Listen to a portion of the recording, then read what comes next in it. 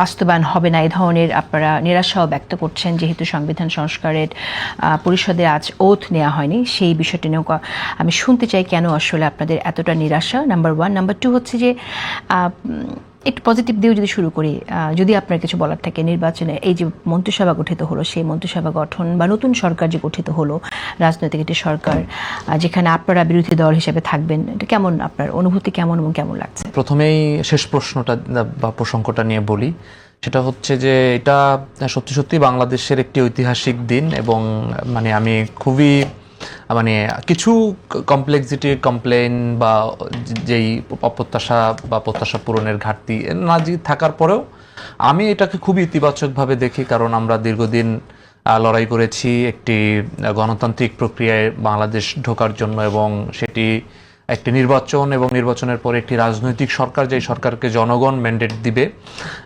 এই নির্বাচনের জায়গা থেকে আমি মনে করি যে বর্তমানে যে সরকারটি হয়েছে সেটি জনগণের ম্যান্ডেট দ্বারাই এসেছে। যদিও কিছু জায়গা নিয়ে বিতর্ক আছে, কিন্তু সেই বিতর্কে আমি যদি বেনিফিট অফ ডাউটে বিতর্কগুলোকে মনে করি যে হ্যাঁ ওখানে প্রবলেম হয়েছে, তারপর আমি মনে করি যে বিএনপি এবার মেজরিটি পেয়েছে এবং এটা জনগণের ম্যান্ডেট নিয়ে সরকার এসেছে। এটা একটা ইতিবাচক জায়গা যে আমরা গণতন্ত্রের একেবারেই পারফেকশনের জায়গায় না যেতে পারলেও একটা কাছাকাছি জায়গায় আমরা যাচ্ছি। এটা হয়তো আরো ডেভেলপড হবে যদি আমরা এটাকে ধরে রাখতে পারি। এটা একটা জায়গা। দ্বিতীয় জায়গা হচ্ছে মন্ত্রিসভা নিয়ে যেই প্রত্যাশার জায়গা বলেন, এখানে মানে আরো একটা পজিটিভ দিক, সেটা হচ্ছে যে অনেক আমার ব্যক্তিগতভাবে বা আমাদের যারা একসাথে লড়াই সংগ্রাম করেছে অনেক পরিচিত আমাদের ভাই ব্রাদার বা সিনিয়র রাজনীতিবিদ যারা আছেন এরা মন্ত্রিসভায় এসেছেন এবং যাদেরকে অনেককে ব্যক্তিগতভাবে চিনি, তারা ব্যক্তি জীবনে রাজনৈতিক জীবনে অনেক স্ট্রাগল করেছেন, বাংলাদেশ নিয়ে তাদের ভাবনা আছেন। তো তাদের উপরেও এক ধরনের প্রত্যাশা আছে যে তারা বাংলাদেশের বিষয়ে ভালো কিছু করবেন। এটা একটা জায়গা। আবার কিছু কিছু জায়গায় আমরা দেখেছি যে যেমন এই ঢাকা 10-এর যিনি প্রার্থী ছিলেন রবিউল সাহেব, ওনার ব্যাপারে অনেক ধরনের বিতর্ক আছে। এরকম ব্যক্তিদের নিয়ে আবার 3টা মন্ত্রণালয় উনি পেয়েছেন। তো এরকম কিছু জায়গা, আবার কিছু এনার্জি, জলবায়ু, এই ধরনের কিছু মন্ত্রণালয় আমরা দেখেছি যে যারা দায়িত্ব পেয়েছেন এদের পূর্ব কোনো এক্সপার্টিস বা ওই ফিল্ডে তার কোনো ধরনের কোনো কাজ আমরা এর আগে দেখি নাই। কিন্তু ওভারঅলি আমার কাছে মনে হয়েছে যে তরুণ এবং প্রবীণ মিলে একটা মোটামুটি একটা মন্ত্রিসভা আমরা পেয়েছি। এখন এটা প্রমাণ হবে যে আসলে কতটা তারা কাজে কিভাবে এটার আউটপুটটা দিচ্ছেন। আর প্রথম যে প্রসঙ্গটা আপনি বললেন সেটার বিষয়ে আমরা বলতে চাই যে আমরা এই জায়গাটা প্রথম শপথের দিনই আমরা হতাশ হয়েছি যে মানে একসাথে জুলাই আদেশ বাস্তবায়ন যেটা ছিল সেখানে পরিষ্কার লেখা ছিল যে আসলে 2টা শপথ একই সাথে হতে পারে এবং হবে এবং একই ব্যক্তি 2টা শপথই পড়াতে পারেন।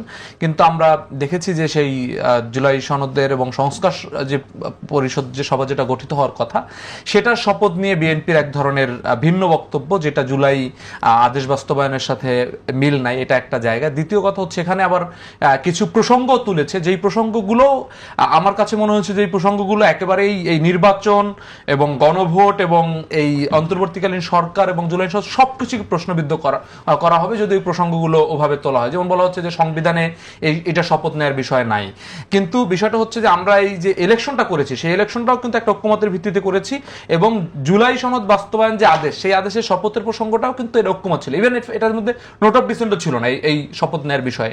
সো সেইটাকে যদি প্রশ্ন করা হয় যে সংবিধানে নাই বিধে আমরা এখন শপথটা নিতে পারছি না, কিংবা এই ধরনের প্রশ্ন করা হয়, এইটা আমার কাছে মনে হচ্ছে যে বিএনপি যেই পরিমাণে ভোট পেয়েছে তার থেকে বেশি মানুষ কিন্তু হ্যাঁ ভোটে ভোট দিয়েছে। অর্থাৎ বিএনপির যেই ম্যান্ডেট আছে সেম ম্যান্ডেট কিংবা তার থেকে বেশি ম্যান্ডেট এই গণভোটের রায়ের পক্ষে আছে। তো যারা গণভোটে ভোট দিয়েছে এদের অনেকেই তো বিএনপিকেও ভোট দিয়েছে। এই মানুষগুলো কিন্তু একই সাথে হতাশ হয়েছে যে যখন এই ধরনের প্রশ্নগুলো তোলা হয়েছে যে এটা নাই।